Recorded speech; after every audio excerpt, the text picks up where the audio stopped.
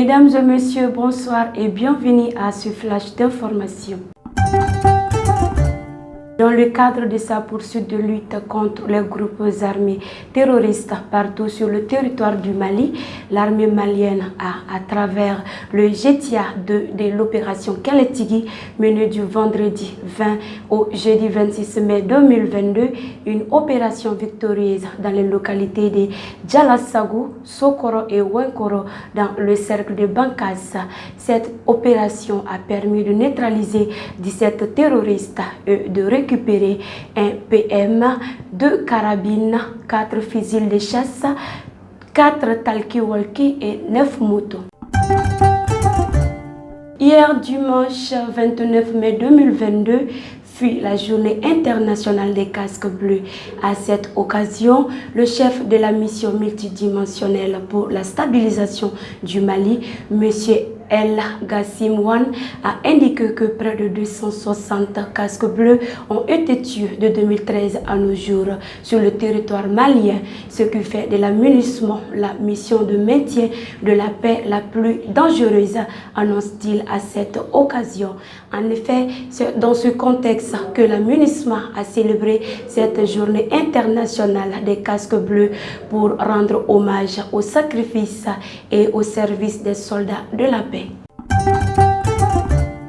Du 7 juin au 12 juillet prochain, plus de 6000 Maliens effectueront le pèlerinage à la Mecque.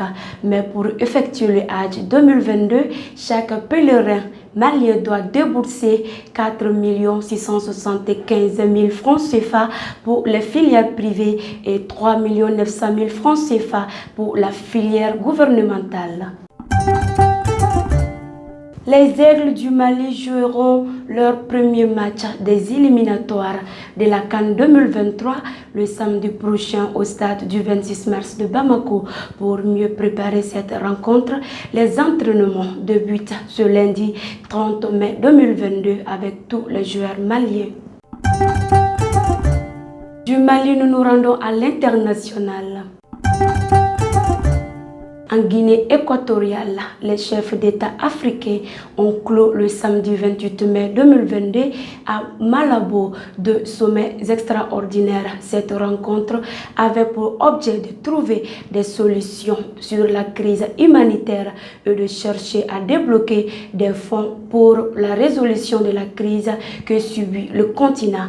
En effet, 15 pays sont particulièrement touchés et ont urgemment besoin d'aide. De nos jours, l'Union africaine dit avoir recensé 113 millions d'Africains qui ont besoin de l'aide, dont 48 millions de réfugiés.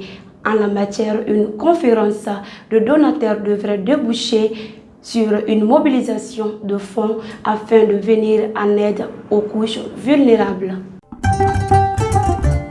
Au moins 21 civils et 7 rebelles ont été tués le samedi 28 mai 2022 lors d'une attaque de rebelles contre la localité de Beu-Manyama, une localité se trouvant à l'est de la République du Congo, selon l'armée congolaise et la société civile. Et c'est ce qui met fin à ce flash d'information. Merci de nous avoir suivis et bonne suite de programmes sur la Faso TV.